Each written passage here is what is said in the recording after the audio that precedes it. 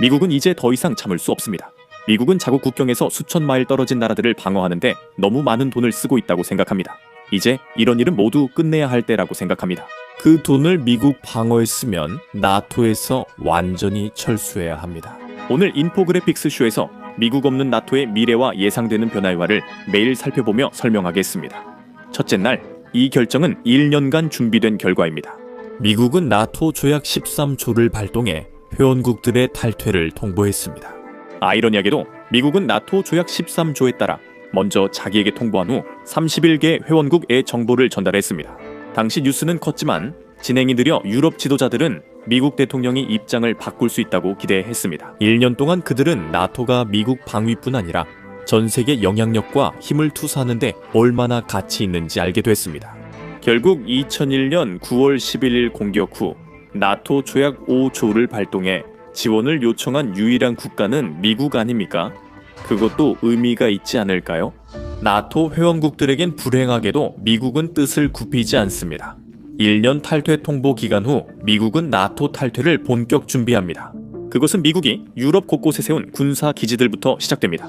그 군사 기지의 지휘부에서는 경고음이 울리고 있습니다. 미국의 전 나토 동맹국들이 여러 곳에서 그런 기지를 제공합니다. 독일, 폴란드, 영국, 벨기에, 노르웨이, 스페인, 포르투갈에는 모두 미군이 주둔하고 있습니다. 나토 회원국 덴마크의 그린란드부터 터키 러시아 접경까지 40개 이상의 기지가 있습니다.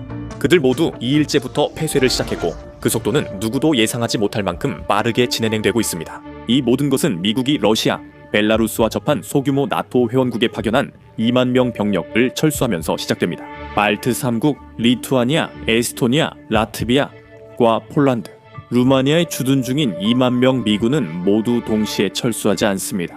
완전한 철수는 시간이 걸리지만 그들은 이미 철수를 시작했고 유럽 다른 지역 미군 기지들도 마찬가지입니다. 독일도 주둔 중인 3만 9천 미군 중 다수를 잃기 시작합니다. 영국에 주둔하던 1만 명의 미군 중 수백 명이 배와 비행기에 탑승해 본국으로 돌아가고 있습니다. 이탈리아에 있던 1만 3천 명의 미군도 철수하고 있습니다. 미국이 모든 병력을 완전히 철수시키는 데는 몇 달이 걸릴 예정이지만 철수가 끝날 때쯤이면 유럽의 나토 회원국들은 미 육군, 해군, 공군에서 7만 5천 명에서 10만 5천 명 사이의 미군 병력을 잃게 됩니다. 하지만 유럽 나토 회원국들에게 한 가지 희소식이 있습니다. 미군 병사는 돌아가지만 수십억 달러 인프라는 남깁니다. 미국은 자국 기지를 본국으로 그대로 옮길 수 없고 유럽 나토 기지에 많은 비용을 투자했습니다. 2022년 미국은 유럽 억제 구상기금에 380억 달러를, 다음 해에는 420억 달러를 투자했습니다. 그 돈 대부분은 비행장, 저장시설, 훈련 단지 건설에 사용됐으며 모두 미국이 남긴 자산입니다. 앞으로 몇 달간 미국 무기가 점차 빠져나가겠지만 모든 저장시설은 유럽 소유 땅에 있습니다. 그리고 미국은 오랜 시간 들여진 인프라를 철거하는 것을 정당화하거나 실행할 수 없습니다. 하지만 적어도 미국은 약간의 비용을 절약하고 있습니다. 미국은 기지 사용과 보급 연간 비용 250억 달러 중 66%를, 동맹국들은 34%를 부담했습니다. 이제 나토 동맹국들이 전체 비용을 부담해 미국은 연간 약 1650억 달러를 절약합니다. 연간 8400억 달러를 국방에 쓰는 나라에겐 이건 아무것도 아닙니다. 10일째 철수가 진행 중이고 유럽 나토 지도자들은 당황하고 있습니다. 1년의 준비 시간이 있었지만 여전히 대비하지 못했습니다. 유럽에선 이런 일이 흔합니다. 유럽연합, 즉 EU는 종종 논쟁에 빠지곤 합니다. EU와 나토 회원국들 사이에 겹치는 부분이 많다 보니 미국이 철수할 때 무엇을 해야 할지에 대해 말은 많았지만 행동은 부족했습니다. 미국 나토 철수 10일째 여전히 말뿐입니다. 프랑스 대통령, 영국 총리, 독일 총리를 포함한 유럽 지도자들이 브뤼셀에 모여 앞으로 어떻게 할지 논의합니다. 그들 중 일부 지도자들은 계획을 가지고 있습니다. 독일은 이미 기지 통제권 인수를 준비 중이며 미국, 영국, 이탈리아도 철수하고 있습니다. 이 모든 국가들은 미국이 남기고 가는 인프라를 활용할 수 있도록 자국 군대를 어떻게 변화시키고 있는지에 대해 이야기합니다. 하지만 이미 논쟁이 시작되고 있습니다.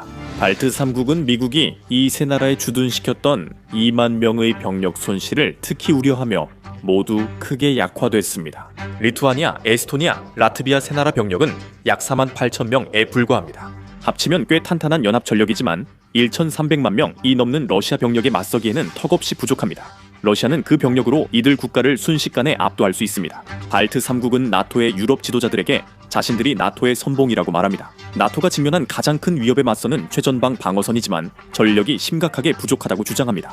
그들은 더 많은 병력과 장비가 필요하지만 유럽에서는 즉각 지원 약속이 없습니다. 영국, 프랑스, 독일 모두 발트 3국의 병력 파견을 약속했으나 인원과 시기는 공개하지 않았습니다. 그들은 우선 자신 보호를 위해 자국 군대 강화가 필요합니다. 회의 분위기는 긴장감이 돌고 있습니다.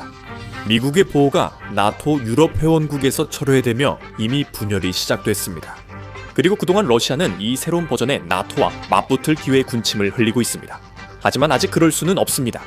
앞으로 몇 달 안에 러시아가 유럽 내 나토를 더 약화시키는 움직임을 보일 것입니다. 14일째 유럽 회원국들은 또 타격을 받게 됩니다. 미국의 핵무기와 병력이 함께 철수합니다. 네이토 핵 공유 프로그램은 여전히 존재하지만 미국은 철수 전까지 벨기에, 이탈리아, 독일, 터키, 네덜란드 등 5개국의 핵무기를 배치했습니다. 앞으로 몇 달 내 핵무기들이 본국으로 돌아가 유럽의 핵우산이 사라집니다. 하지만 나토 회원국들이 완전히 핵무기가 없는 건 아닙니다. 영국은 220기, 프랑스는 290기의 핵무기를 나토에 제공합니다. 독일은 일부를 새 본거지로 삼는 데 적극적입니다.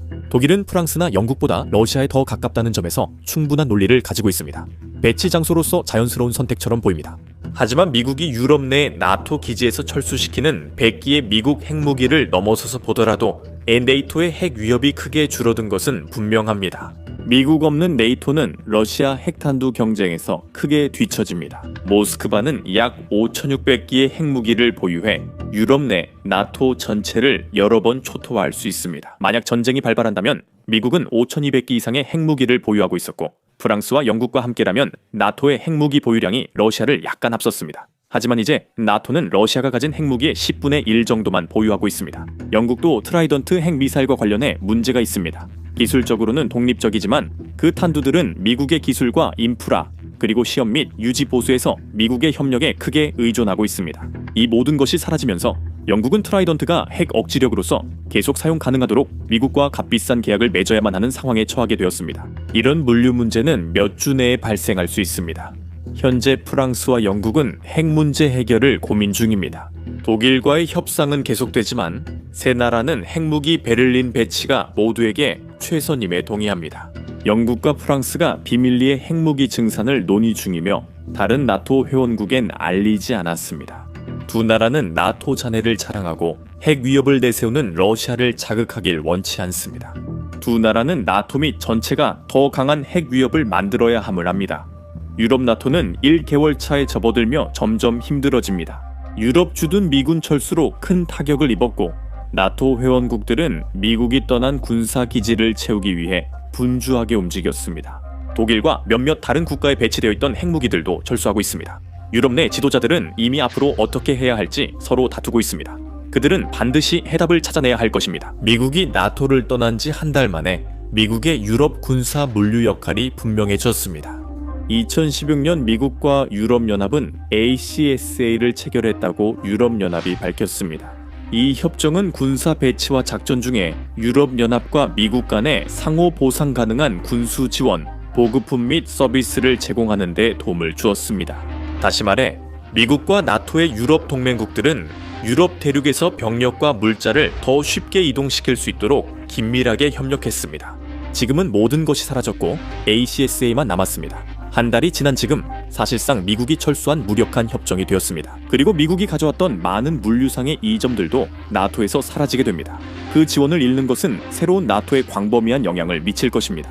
물론 미국이 없다는 것은 전쟁이 발생할 경우 미군 차량, 그리고 미군의 물류 지원이 없다는 뜻입니다.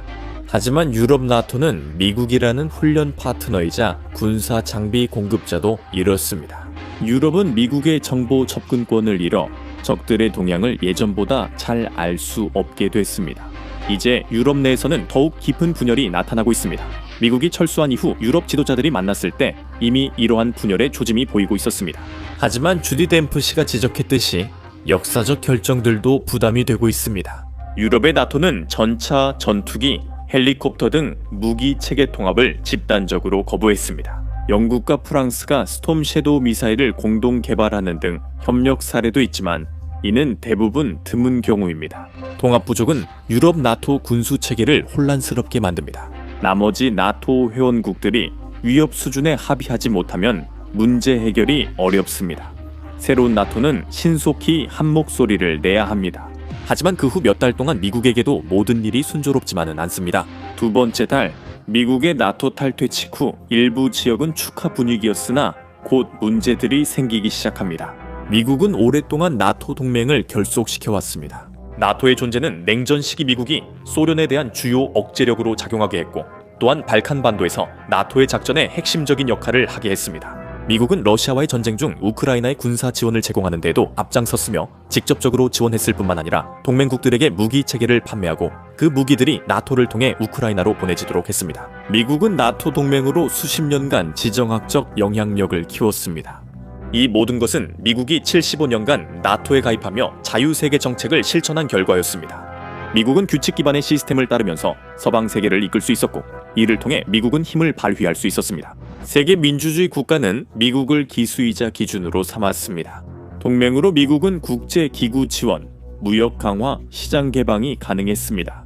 나토에서 철수한 지 2달째가 되자 미국은 그런 방식을 외면할 때 어떤 일이 벌어지는지 빠르게 깨닫고 있습니다. 힘을 투사하는 측면에서 미국은 가장 중요한 전진 거점 중 하나를 잃었습니다. 이제 더 이상 러시아에 대한 직접적인 위협이 아닙니다. 유럽에 유지하던 기지를 통해 미국은 나토의 남은 회원국들과의 관계도 치명적으로 훼손시켰습니다.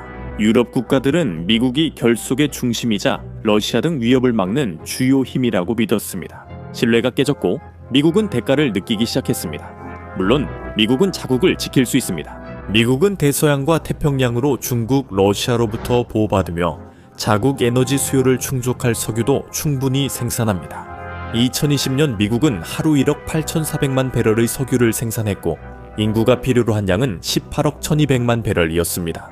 미국은 식량 문제까지 없으며 2010년 농업부문 2일 인당 하루 4,000칼로리의 식량을 생산해 인구를 충분히 먹일 수 있었습니다.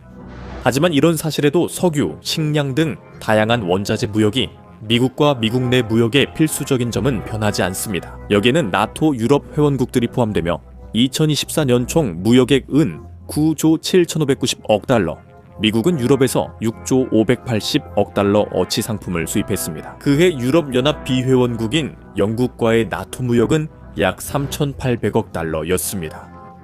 그 무역이 단순히 사라지는 것은 아닙니다. 하지만 이제 미국이 나토에서 탈퇴했기 때문에 신뢰 문제가 발생합니다. 나토의 유럽 회원국들은 더 이상 미국이 약속을 지킬 것이라고 믿지 않습니다. 이로 인해 나토 유럽 회원국들은 다른 대안을 찾지만 무역에서는 미국과 완전히 단절할 수 없습니다. 그렇게 되면 경제적 재앙이 올 수 있지만 미국은 무역 강국의 위치에서 점점 멀어지고 있습니다. 최근 미국이 타격을 크게 받는 분야가 있습니다. 3개월 차입니다. 미국이 나토에서 멀어지는 건 유럽 동맹국들이 자주 국방에 소홀하다고 보기 때문이며 은근한 위협도 있었습니다. 미국은 나토 국내 총생산 2% 지출 목표를 달성하지 않는 회원국 보호를 시사했습니다. 방위에 있어서 유럽은 미국의 개입 없이 스스로를 방어하는 방법을 찾아야 한다는 말을 들었습니다. 유럽은 실제로 그렇게 하기 시작했고 이러한 접근 방식의 변화만은 미국의 무기 거래에도 영향을 미치고 있습니다. 미국이 나토에서 철수한 지 3개월 만에 유럽 나토는 이미 미국 무기 산업과 분리하려는 움직임을 보이고 있었습니다. 2024년 12월 영국은 이탈리아, 일본 항공 우주 기업들과 6세대 전투기 개발 협약을 맺었습니다. 유럽 나토 회원국들은 유럽산 대체 전투기 도입을 예상해 미국산 F-35 구매를 취소하며 이러한 계획이 가속화되고 있습니다. 유럽 전역에서는 독일의 라인메탈과 영국의 BAE를 포함한 무기 제조업체들이 이전에는 미국에 돌아갔을 수도 있는 지상 무기 체계에 대한 새로운 계약을 받고 있습니다. 그 효과가 즉각적으로 나타나는 것은 아니며 이미 체결된 계약들은 여전히 유효한 경우가 많지만 일부 취소된 사례도 있습니다. 하지만 미국은 가까운 시일 내에 자국 무기 산업의 기록적인 수출 실적을 다시 보기는 어려울 것입니다. 2024년 미국은 무기 수출로 3,187억 달러를 벌어 전년 대비 29% 증가했습니다. 그 돈 대부분은 나토 국가들이 우크라이나 지원과 무기 비축을 위해 미국산 무기를 구입한 데서 비롯됐습니다. 앞으로 유럽 나토는 방위 산업 강화와 미국 무기 의존도 감소에 집중할 예정입니다. 미국 입장에서는 수십억 달러에 달하는 무기 거래 손실이 발생하게 되고 여기에 상품 및 서비스 거래에서 잃을 수 있는 수십억 달러가 추가됩니다. 결국 모든 것은 신뢰로 귀결됩니다. 미국이 철수한 상황에서 나토 31개국 이 미국 무기를 어떻게 신뢰하겠습니까? 결국 그 모든 무기들은 단순한 제조를 넘어서 미국이 주도하는 정비, 훈련, 정보 지원 등 미국의 지속적인 관여가 필요합니다. 이 모든 것을 중앙 집중화하고 미국을 배제하는 것이 더 낫습니다. 나토의 미국산 무기 탈피 결정은 미국에서도 문제가 됩니다. 미국은 매년 8,500억 달러를 국방에 쓰지만 록히드 마틴과 보잉 등은 여전히 해외 판매에 의존합니다. 판매 감소로 수익이 줄고 수천 명의 미국인이 일자리를 잃게 됩니다.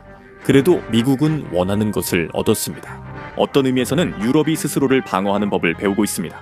유럽의 나토가 점점 더 자립하게 되면서 미국의 경제에 큰 타격을 줄 것이라는 점은 예상하지 못했을 수도 있습니다. 6개월 차 사이버 공격이 미국과 나토 회원국들에 영향을 미치기 시작했습니다. 이는 불가피했습니다. 미국이 집단 방위 동맹을 탈퇴하자 러시아와 중국의 기회가 생겼습니다. 두 나라는 미국이 나토 소속일 때도 사이버 분야에서 활발히 활동했습니다. 2024년 러시아는 정치적 목적의 사이버 공격을 378회 벌였습니다. 중국, 이란, 그리고 북한도 뒤처지지 않았습니다. 각각 340건, 154건, 153건의 공격을 감행했습니다.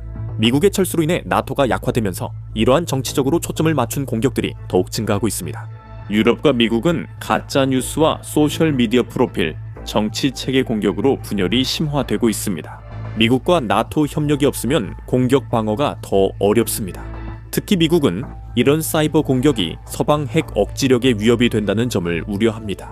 중국 해커들이 최소 5년간 미국 컴퓨터 시스템에서 활동한 것으로 보입니다. 베이징은 이를 이용해 미국이 핵무기에 의존하기 어렵게 만드는 치명적인 사이버 공격을 감행할 수 있습니다. 지상 배치 핵무기는 주요 위협과 사이버 공격으로 발사 시스템이 오프라인 될 수 있습니다. 하지만 미국이 나토에서 탈퇴해 핵 위협이 예전만큼 강하지 않다는 것도 알게 됩니다. 미국의 F-35와 핵폭격기가 세계 최고라 해도 미국이 고립되면 의미가 약해집니다. 나토 회원국들도 미국이 자국 기지를 중간 기착지로 쓰는 걸 더는 허용하지 않을 것입니다. 그 결과 미국의 핵무기 옵션으로는 잠수함 전력이 추가됩니다. 이 잠수함들은 효과적입니다. 하지만 미국은 탄도미사일을 발사할 수 있는 오하이오급 잠수함을 단 14척만 보유하고 있습니다. 사이버 공격과 협력 부족으로 미국의 핵 옵션이 무력화되면 러시아나 중국이 주요 강대국으로 부상할 수 있습니다. 1년 차에 대해 말하자면 미국이 나토에서 분리되면서 우크라이나가 러시아와 싸우는데 두 가지 큰 타격이 있었습니다. 유럽은 최선을 다했습니다. 하지만 우크라이나에 제공된 무기 대부분이 미국산이었고 유럽 나토 내 외교적 갈등까지 겹치면서 우크라이나는 더 이상 오래 버틸 수 없었습니다. 우크라이나가 항복하고 러시아가 점령하면 미국이 나토에 없을 때 회복이 시작됩니다. 러시아는 유럽 위협을 통제하며 미국 개입을 걱정하지 않습니다. 향후 몇천 년간 유럽에서 군비 경쟁이 벌어지며 러시아는 우크라이나 주둔군에 지속적으로 무기를 공급하는 군산 복합체로 우위를 점합니다. 러시아는 북한 등과 동맹을 맺고 상호 방위 조약도 체결했습니다. 중국과 이란도 러시아의 무기 생산 부족을 보완하기 위해 러시아의 무기를 공급하는 데 더욱 자신감을 갖게 됩니다. 유럽은 이를 따라잡기 위해 분투하게 됩니다. 브리겔 연구소는 유럽 나토가 러시아에 맞서려면 30만 명 추가 병력과 2,700억 달러 이상 방위비가 필요하다고 제안합니다. 이렇게 되면 나토가 보유한 1,500만 명의 현역 군인에 추가되는 셈입니다. 게다가 유럽 나토는 단순한 수량에서는 러시아에 미치지 못하더라도 여전히 러시아보다 더 발전된 무기를 보유하고 있습니다. 하지만 나토에는 미국이 있어도 한 가지가 없습니다.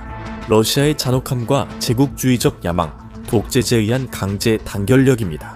러시아와 나토 잔존 세력 모두 전투를 준비 중입니다. 3년차 러시아는 미국의 나토 철수로 생긴 안보 공백을 메울 준비가 됐습니다. 유럽도 전투 준비에 성공했습니다.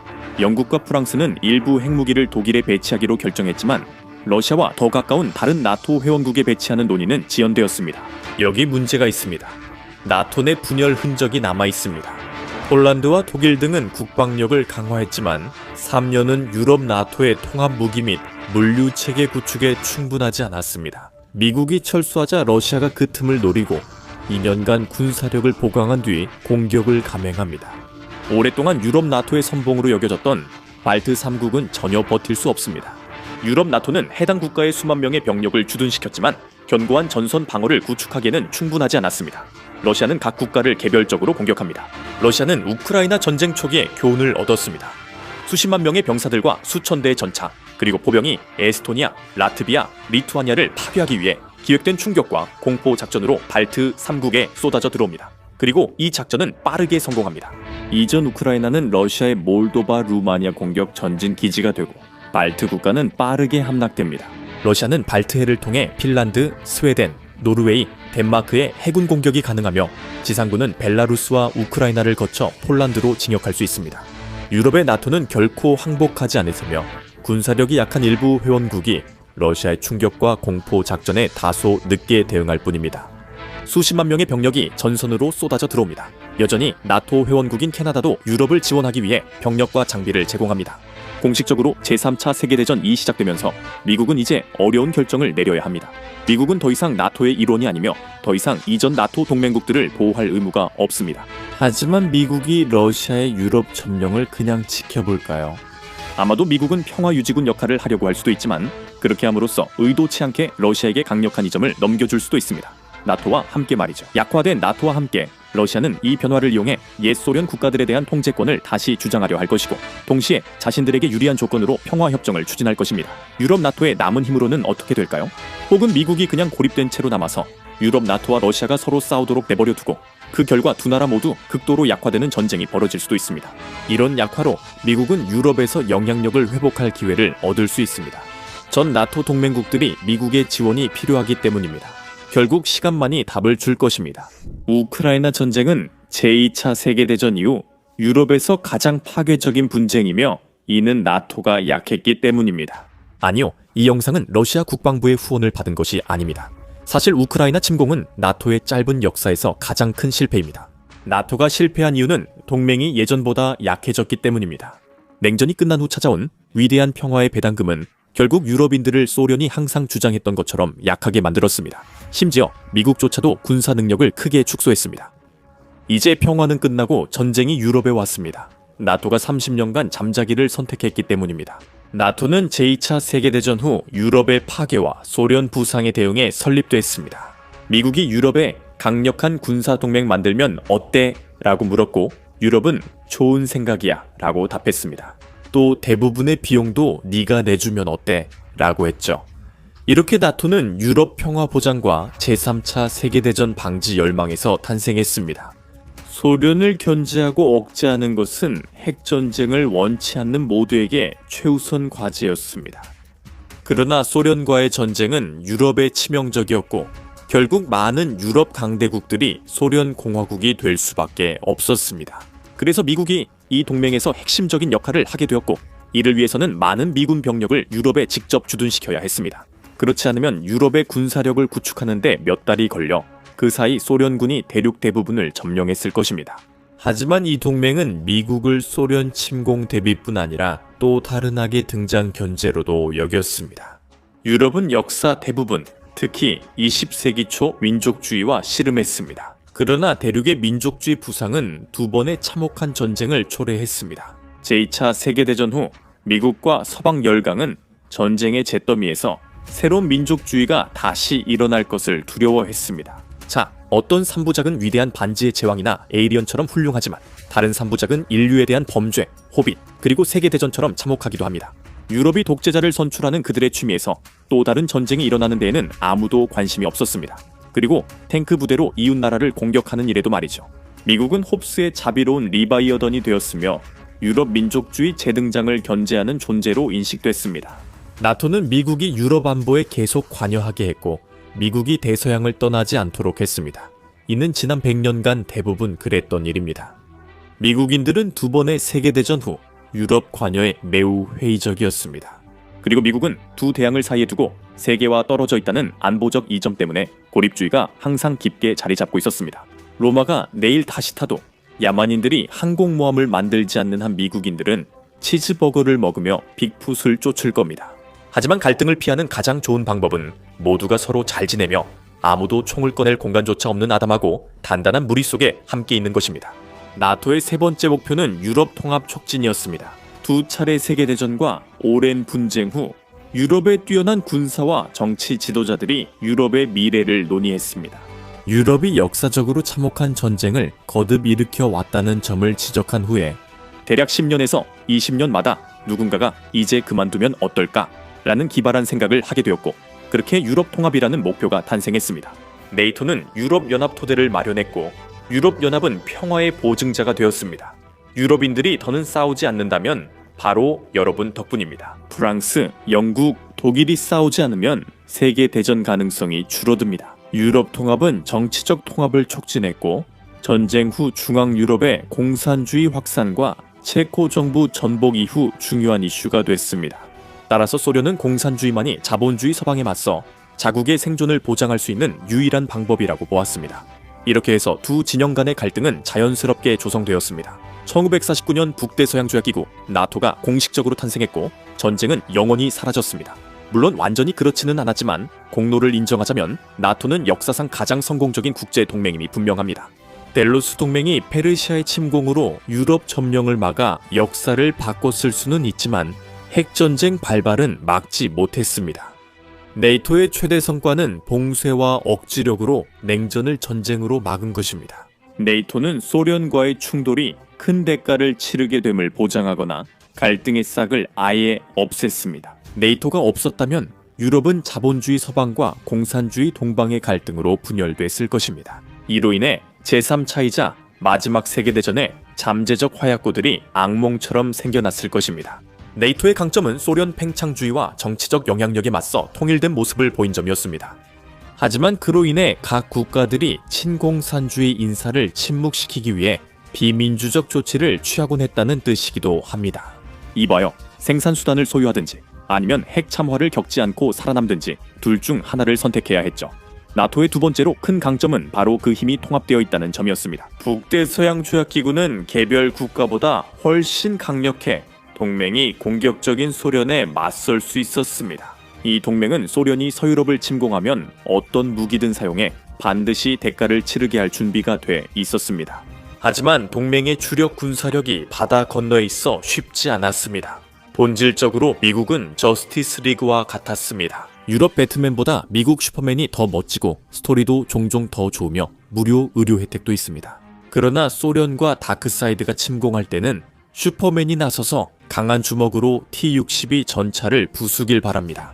동맹에게 문제는 미국 화력 대부분이 해외나 잠재적 분쟁 지역에 있다는 것이었습니다. 때로는 미군이 베트남 전쟁 등 다른 곳에 깊이 개입했고 남미 민주주의 국가들을 해방시키느라 바쁘기도 했습니다. 베트남 전쟁 동안 미국의 화력이 20년 가까이 묶여 있었고 이 시기 나토의 역할이 더욱 중요해졌습니다. 서유럽 국가들이 단결된 전선을 형성함으로써 미국의 전폭적인 지원이 없더라도 소련에게 상당한 장애물을 제시할 수 있었습니다. 상황이 달라질 수도 있었으나 나토의 정치적 책략은 큰 승리였습니다. 스페인은 1982년 나토 가입 전까지 나토의 약점일 수 있었지만 이런 미래는 확실하지 않았습니다. 1975년 프란시스코 프랑코가 사망한 후 후계자로 지명된 스페인의 왕 후안 카를로스가 민주주의 개혁을 이끌었습니다. 소련은 프랑코가 공산주의자와 싸웠음에도 프랑코에게 영향력을 행사하려 했으나 성과가 없었습니다.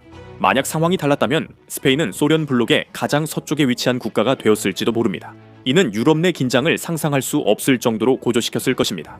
능숙한 정치와 나토가 만든 유럽 통합 문화 덕분에 이런 일을 막을 수 있었습니다. 하지만 나토의 단결력은 핵 확산을 심각하게 억제하는 데에도 큰 역할을 했으며 이는 나토의 성공 목록에 또 하나를 더했습니다.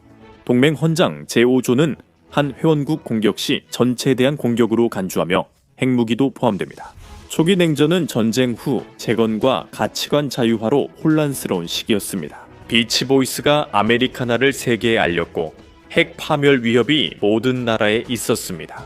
히로시마와 나가사키 핵공격은 모든 나라에 핵무기를 보유해야만 핵공격을 피할 수 있다는 강력한 메시지를 전했습니다. 핵무기 프로그램 구축에 필요한 과학 지식과 기술 전문성은 비용이 많이 들어 개발을 매우 어렵게 했습니다. 하지만 그럼에도 불구하고 세계 주요 국가들 중 많은 나라들이 여전히 핵무기 개발 범위 안에 있었습니다. 그래서 핵무기 확산을 제한하고 인류의 자기 멸종 위험을 줄이기 위해 노력하게 되었습니다. 공격적인 어리석음으로 인해 미국은 전 세계 여러 나라들을 자국의 해구산 아래로 끌어들였고 나토는 그것이 가능하도록 하는 데 중요한 역할을 했습니다. 하지만 나토는 또한 일본이나 한국과 같은 비나토, 나토, 파트너 국가를 상대로 핵무기를 발사하는 어떤 국가에 대해서도 미국이 핵으로 맞대응하겠다는 약속에 정당성을 부여했습니다. 정당성이 없었다면 두 나라는 미국이 로스앤젤레스를 서울이나 도쿄와 바꿀 의지가 있는지 의심했을 것입니다. 그리고 그 대답은 아니요. 절대 그렇지 않습니다. 하지만 우리는 나토 5조에 대한 철통 같은 약속과 함께 플로리다 전체를 기꺼이 내줄 수 있습니다. 그러나 미국의 핵우산 아래에 있는 국가들은 미국의 크고 강력한 방사능 핵무기 아래에서 안전하고 편안하게 느낄 수 있었습니다. 미국이 위기 상황에서 대응할 신뢰성을 가지고 있다는 사실을 알았기 때문입니다. 이것은 핵 확산을 직접적으로 억제하는 데 도움이 되었고 그 결과 인류가 영원히 사라질 위험을 줄였습니다. 스스로 폭파하지 않을 만큼 멍청했기 때문입니다. 전 세계적인 핵 재앙을 막고 유럽이 스스로 전쟁을 벌이는 그들의 가장 좋아하는 취미를 멈추게 했으며 유럽연합이 탄생할 수 있는 기반을 마련했다는 점에서 역사상 최고의 동맹 부문에서 금메달을 딸 만한 자격이 충분합니다. 하지만 우크라이나 사태는 나토의 실패를 보여주었습니다. 냉전 이후 최대 도전에서 완전히 무너졌죠. 냉전 초기와 마지막은 매우 혼란스러웠습니다. 전 세계가 안도했습니다. 핵 파멸의 위협이 사라졌기 때문입니다.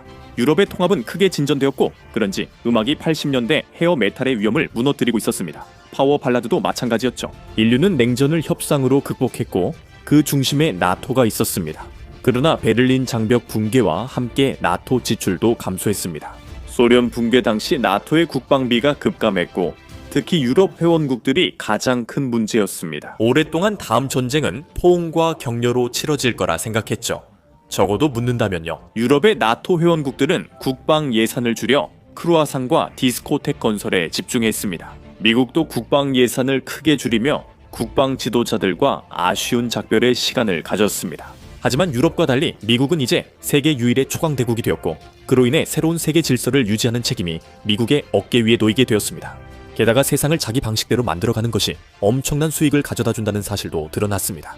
그래서 나토 전역에서 국방비 지출이 급감하는 동안에도 미국과 몇몇 다른 동맹국들은 국방비 지출에 대한 강한 의지를 유지했습니다. 하지만 2000년대로 접어들면서 유럽은 평화와 무상 의료에 취해져 있었고 그 군대들은 정말로 한심한 상태에 빠져 있다는 것이 분명해졌습니다. 10년 전 유럽 군대는 걸프전 선봉장이었지만 중동의 새로운 전쟁에 맞는 전투 요건 충족에는 어려움을 겪었습니다.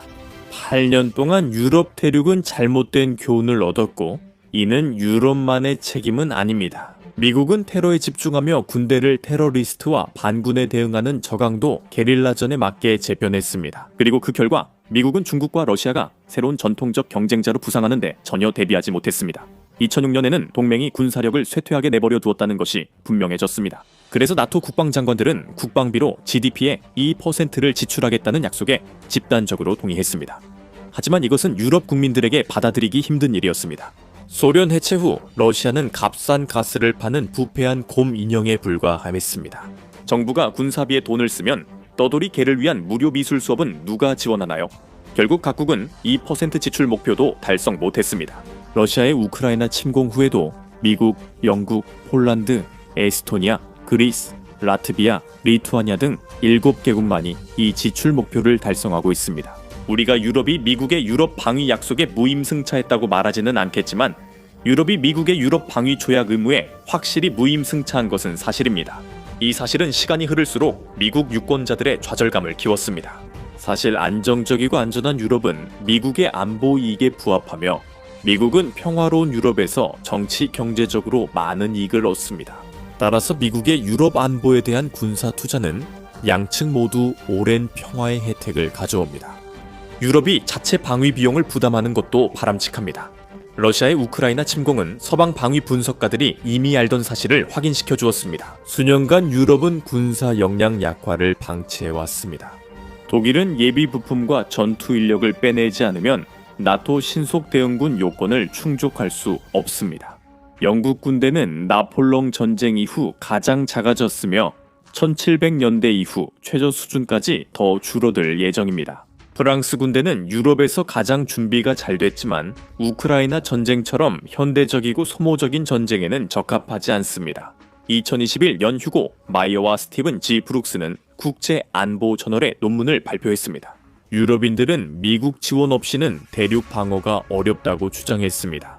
그들의 첫 번째 주장은 유럽의 방위 결함이 너무 심각해서 이를 해결하려면 막대하고 장기적인 노력이 필요하다는 것입니다. 둘째, 그들은 유럽이 국내 총생산 인구, 국방비, 기술에서 러시아를 앞서지만 러시아도 통합 유럽과 맞설 충분한 역량이 있다고 주장합니다.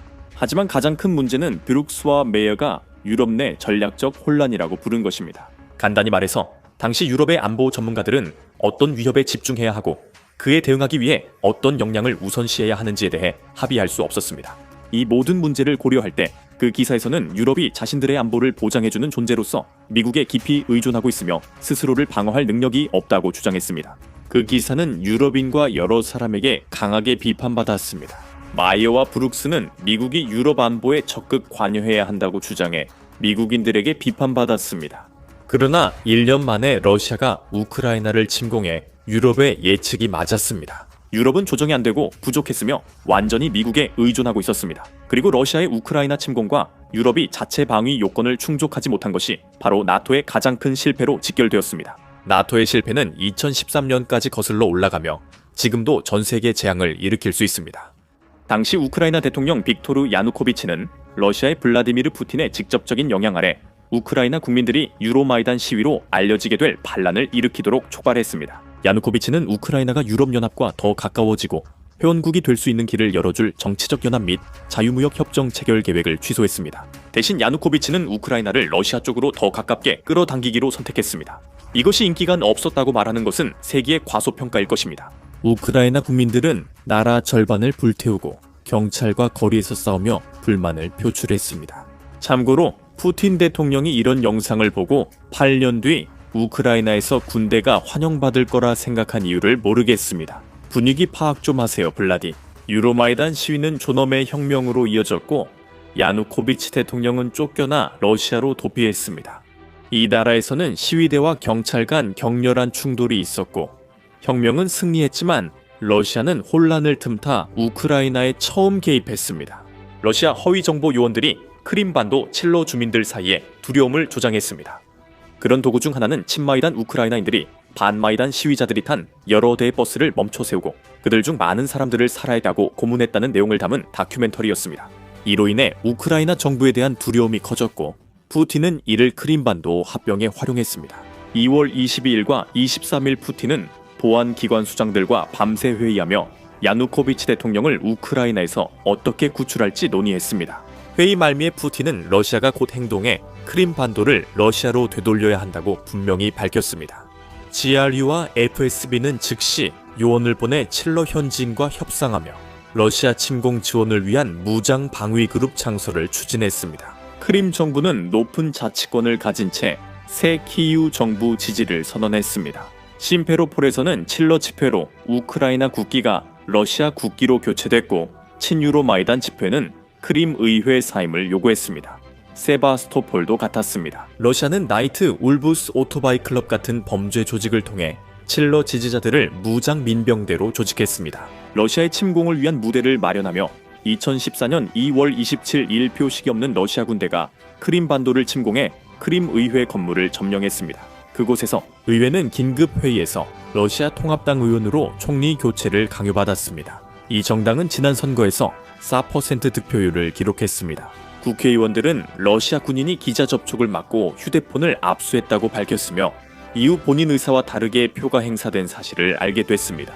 블라디미르 푸틴 러시아 대통령은 러시아 군대의 우크라이나 주둔을 부인하며 모든 사태가 우크라이나 분리주의자들이 조직하고 실행했다고 주장했습니다. 여름이 되자 크림반도가 러시아에 합병됐고 러시아는 반도에 군대가 있었음을 인정했습니다. 국제사회의 반응은 빠르지만 미온적이었습니다. 유엔은 100표 찬성 11표 반대 58표 기권으로 구속력 없는 결의안을 통과시켜 합병을 무효로 선언했습니다. 러시아의 찡그린 얼굴 이모티콘을 문자로 보내는 것과 같았습니다. 러시아와 크림반도 관리들의 캐나다, 미국, 유럽연합 여행 금지 제재가 통과됐고 일본도 군사, 우주, 투자, 비자 관련 러시아와의 협상을 중단하는 등 제재를 발표했습니다. 이 제재는 러시아에서 주로 농담으로 취급됐습니다. 러시아 두마는 만장일치로 서방의 두마 의원 전원을 제재 명단에 포함시켜달라는 결의안을 통과시켰습니다. 나토의 우크라이나 실패는 러시아 크림반도 합병에서 시작됐습니다. 경제 제재는 러시아 경제에 영향은 있었지만 푸틴과 측근들을 직접 겨냥하지 못했습니다. 또한 제한된 제재로 러시아의 우크라이나 추가 침략 능력에 미치는 영향도 적었습니다. 향후 제재는 더 강화되어 민간과 군사에 모두 쓰이는 일부 이중 용도 기술의 러시아 판매가 금지됩니다. 이 조치는 푸틴의 군대에 드론을 제공하는 능력을 크게 약화시켰지만 제재는 러시아의 추가 침략을 막는 데 실패했습니다. 나토의 군사적 대응 역시 미온적이었고 주로 동쪽 끝에 위치한 회원국들이 자국 내 더 많은 미군 주둔을 요청하는 데 그쳤습니다. 발트 3국 폴란드, 루마니아는 상황의 심각성을 깨닫고 러시아와 새로운 갈등의 최전선에 있음을 인식했습니다. 이들은 나토의 상시 주둔 여단을 요청했지만 이에 응할 준비가 된 나라는 미국뿐이었습니다. 폴란드는 미국에 직접 도움을 요청했고 미국은 2개의 신형 보병 여단을 폴란드 기지에 배치했으며 이 지역의 기갑 전력도 강화했습니다. 폴란드의 1000명 미군 주둔을 위한 전진 배치기지 건설 계획이 신속히 확정됐습니다. 루마니아도 미국 군대의 전진 배치 거점으로 흑해 연안에 새로운 군사 기지를 건설했습니다. 불가리아는 미국과 협력해 군사 기지를 확장하고 미국 기업에서 전차와 미사일을 구입했습니다. 리투아니아는 미국 기계화 여단을 배치하고 훈련용으로 미국 장비를 새로 구입 중입니다. 이 결정들은 미국 방위 산업에 이익이 되었지만 동시에 군사력과 물류에 큰 부담을 안겼습니다. 미국인들은 왜 유럽 방위 비용을 부담해야 하는지 의문을 품기 시작했습니다. 이 감정은 트럼프 대통령이 나토 탈퇴를 고민할 때 뚜렷이 나타났습니다. 나토 국경의 군사 억지력 부족과 회원국들의 러시아에 대한 분열로 푸틴은 크림반도 침공에서 거의 처벌받지 않았습니다. 미국, 발트 3국 폴란드, 루마니아는 러시아를 오랫동안 잠재적 적국으로 보고 꾸준히 견제를 요구했습니다. 하지만 나토의 다른 유럽 회원국들은 러시아를 견제하기 위한 어떤 조치에도 협력하기를 극도로 꺼려왔습니다. 오히려 그들은 내부에서 나토를 거의 방해하다시피 했습니다. 독일은 러시아와의 경제적 유대 강화를 적극적으로 추진했으며 긴밀한 경제적 관계가 러시아를 더 우호적인 이웃으로 만들 것이라는 잘못된 가정에 행동했습니다. 하지만 미국의 반복된 경고에도 불구하고 독일은 사실상 러시아가 원하던 모든 영향력을 러시아에게 넘겨주었습니다. 독일은 노르드 스트림 투자로 유럽의 러시아 에너지 의존도를 높였고 크림반도 침공 후 러시아 제재 해제를 로비해 에너지 제재를 방해하기도 했습니다. 독일은 저렴한 에너지와 신시장 때문에 러시아의 유럽의 열쇠를 넘기려 했습니다. 터키, 프랑스, 이탈리아, 헝가리는 러시아의 침략에 대비한 나토 자원 동원 계획을 방해하고 러시아와 금융 관계를 강화하려 했습니다.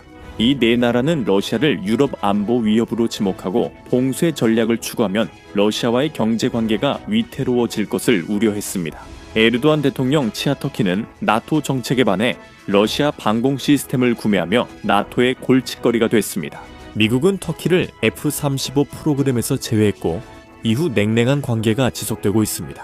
실제로 터키는 그 이후로 나토에 대한 의무와 러시아와의 관계 사이에서 아슬아슬한 줄타기를 하고 있습니다. 중요한 순간에 나토 동맹은 러시아 억제보다 자신들 이익에 집중했습니다. 나토가 러시아의 우크라이나 침공에 강하게 대응하지 않아 2022년 침공을 사실상 허용했습니다. 그러나 이 침공은 나토의 또 다른 치명적 실패를 증명합니다. 미국은 러시아의 우크라이나 침공 가능성을 경고했지만 주요 유럽 국가는 당혹스러워했습니다. 2014년처럼 유럽 대부분 국가는 러시아를 적대하거나 이익 관계를 해치길 원하지 않았습니다. 이로 인해 미국과 동쪽 나토 회원국들이 러시아 침공 위험이 높아진다고 경고하게 됐습니다. 침공이 임박했다는 것이 뼈저리게 분명해졌을 때조차도 서유럽은 그것을 믿으려 하지 않았습니다.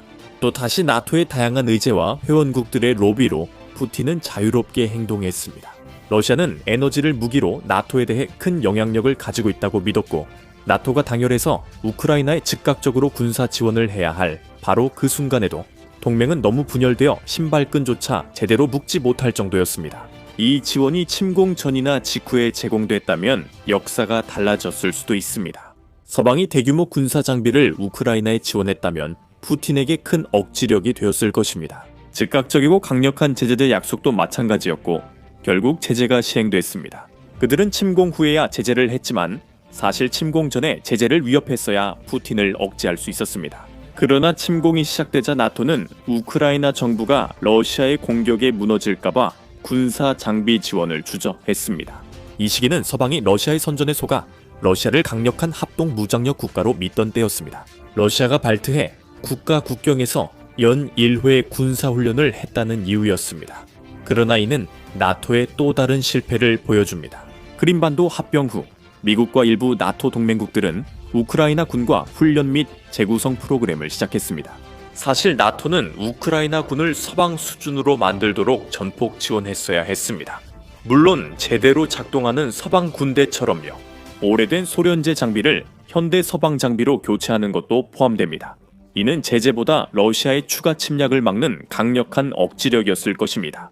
우크라이나가 러시아를 저지할 수 있자 투어키스는 우크라이나의 중장비를 지원하기 시작했습니다. 러시아 방어와 러시아 승리를 위해 노력하는 전통을 이어가며 나토는 상상의 확전 우려로 또다시 중요한 기회를 놓쳤습니다. 나토는 우크라이나에 대량의 중장비를 제공하는 것을 거부했지만 폴란드는 내 피에로기를 잡아줘 라고 말하며 가능한 한 많은 중장비를 우크라이나에 보냈습니다. 미국도 푸틴의 감정을 의식해 우크라이나 집단 학살을 막는 데 소극적이었고 하이마스 등 첨단 무기 지원도 몇 달이나 지연됐습니다. 하지만 그게 끝이 아니었습니다. 나토가 무기고를 우크라이나에 점차 개방했지만 매우 힘든 일이었습니다. 새 무기를 보낼 때마다 나토 회원국들은 푸틴의 감정에 얼마나 영향을 줄지 몇 주, 몇 달씩 망설이며 신중히 고민했습니다. 우크라이나가 가장 필요했던 전차 지원을 검토하기까지 거의 1년이 걸렸습니다. 독일이 러파르트 2 전차 문제로 동맹을 혼란스럽게 하고 기준을 3번이나 바꾼 뒤에야 우크라이나의 전차 지원이 승인됐습니다. 참고로 폴란드와 발트 3국은 제외해도 됩니다. 그들이 나토를 이끌었다면 모든 전차를 우크라이나에 줬을 겁니다. 침공 이틀째 폴란드는 직접 전차를 몰고 최전선까지 갔을 겁니다. 이런 동맹 내 불협화음이 나토 역사상 최대 실패를 초래했습니다. 군대와 군수 산업이 매우 열악해 상황이 더 악화됐습니다. 키우 공격 저지 직후 중화기 지원이 필요했습니다. 중화기 지원을 늦춘 결정으로 나토는 우크라이나 군인과 민간인 수천 명의 죽음에 직접 책임이 있습니다. 러시아가 우크라이나 민간인에게 전쟁 범죄를 저지를 때도 그랬습니다. 나토는 무기 지원을 더 빠르게 하지 않았고 재래식 전쟁 대비 부족도 우크라이나에서의 큰 실패입니다. 유럽이 평화에 빠진 사이 군대와 방위 산업이 약화됐습니다. 나토가 우크라이나에서 러시아보다 보급을 덜한 건 정말 범죄적입니다. 당황스럽게도 나토의 유럽 회원국들은 자신들의 현역 무기 재고에서 무거운 무기를 우크라이나로 보내는 것을 거부함으로써 우크라이나에 대한 중화기 지원을 더욱 늦추고 있습니다. 러파드 2 전차를 우크라이나에 보내자는 문제가 제기되었을 때 유럽은 자신들이 보낼 수 있다고 생각하는 러파드 전차가 얼마나 되는지 집단적으로 허둥지둥 확인했습니다. 80대 전차를 약속했지만 실제로는 극히 일부만 전달됐습니다. 왜 이렇게 적은 전차만 보내줬는지 우리는 물어봐야 합니다. 서유럽인들에게 물어보면 그들은 자신들의 방어를 위해 전차가 필요하다고 말할 것입니다. 그러면 우리는 이렇게 반문할 수 있습니다. 누구로부터 방어를 한다는 건가요? 서유럽은 무슨 전쟁에 대비해 전차가 필요하다고 생각할까요? 미국 외에는 서유럽에 물류를 보낼 나라가 없고 러시아는 군사 실패로 우크라이나 동쪽에 묶여 있습니다. 전차가 꼭 필요한 곳은 나토 동부 회원국들입니다. 러시아가 독일까지 가려면 이 나라들을 지나야 하니까요. 러시아가 T-14와 T-90 전차를 나무에서 키우고 프랑스 중심까지 순간이동시키는 법을 배우지 않는 한이죠. 서유럽이 지금 전차가 꼭 필요하다는 건 마치 바다가 물을 필요로 하는 것과 같다는 걸 우리는 잘 알고 있습니다. 그리고 미국도 책임에서 벗어날 수 없습니다. 미국은 혼자서도 수백 대의 장갑차를 보관하고 있는데 이 중 상당수는 이미 유럽에 전진 배치되어 있으며 러시아와의 전투를 위해 특별히 그곳에 배치된 것들입니다. 분명히 말하지만 러시아는 우크라이나에 전력을 다하고 있으며 유럽의 나머지 지역을 위협할 능력이 전혀 없습니다. 러시아군 전사자는 2월에 6만 명으로 추정되었습니다. 지금쯤이면 이 숫자가 10만 명까지 늘어난 것으로 추정되며 부상자는 이 숫자의 두세 배에 달하는 것으로 추정됩니다. 러시아군은 상태가 심각해 조용히 추가 동원령을 시작하고 있습니다. 바그너 그룹의 교도소 모집을 막고 정규 러시아군이 대신 모집하도록 했습니다. 그럼에도 나토는 유럽 회원국에 실제 위협이 있는 듯 행동하며 우크라이나의 지원 요청에 자국 재고 공개를 거부합니다.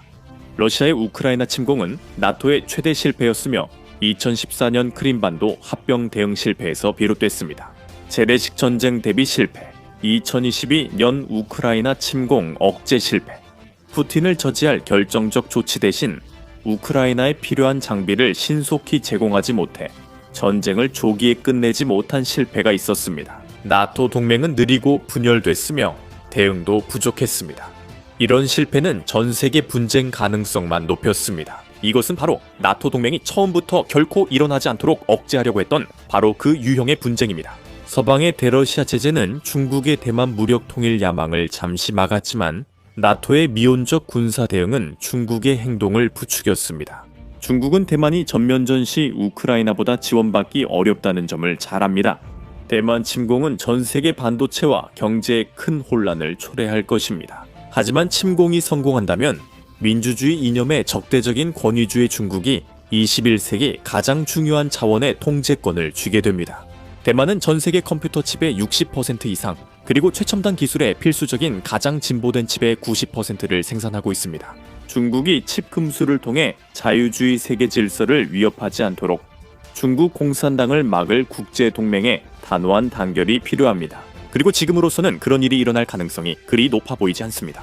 역사상 가장 성공적인 국제 동맹이자 역사상 가장 부유한 국가들로 이루어진 이 동맹이 자기 집 앞마당에서 벌어지는 전쟁에서 승리하는 데 어려움을 겪고 있기 때문입니다.